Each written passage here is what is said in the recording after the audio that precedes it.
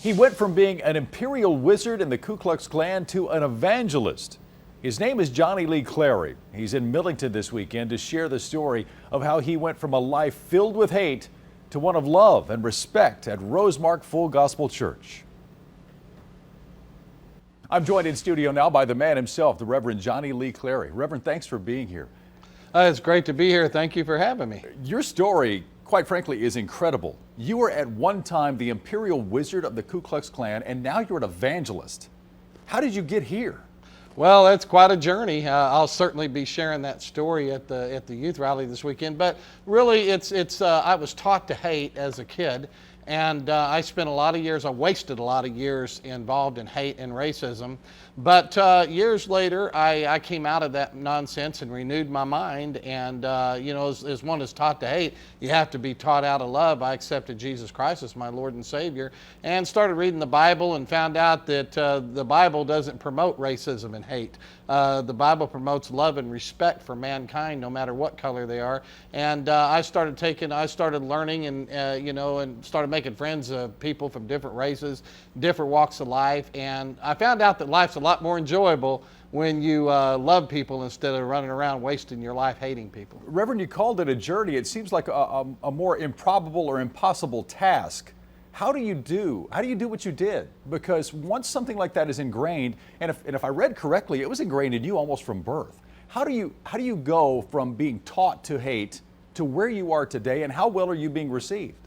Well, it's not easy because of the difficulties. The deeper you get into racism, which I guess I got as deep as one could be by becoming the Imperial Wizard of the Klan, but as deep as you get into racism and hate, it's very difficult to come out of it. But I had to fall off my high horse. I had to go through some pretty bad things in order for me to realize that the journey I was on, the path that I was taking in life, wasn't turning out to be a rose garden. And a lot of times when people fall off that big high horse that they're perched on, then they stop and think, wow, I did something wrong. And I had to reach out. And when I reached out and accepted Christ, and I began to study the Bible, as I began my next journey, it was, you know, by the same respect I had to learn how to love and respect. It didn't come overnight. I didn't just say a prayer one night after being the Grand Wizard of the Klan and then jump up and go, oh, wow, I love all the races. I'm going to call up Michael Jackson and Cyndi Lauper and sing We Are the World with them. That's not what happened. I had to get my mind renewed. I had to quit conforming to all of the hate that I had been taught, and I had to renew my mind and get to know people that I had hated.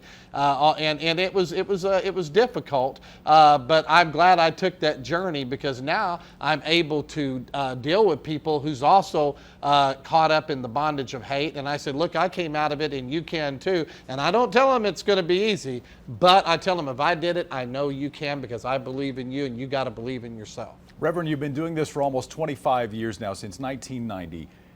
How much success have you had in getting that message and your experience to others to help them overcome their hatred?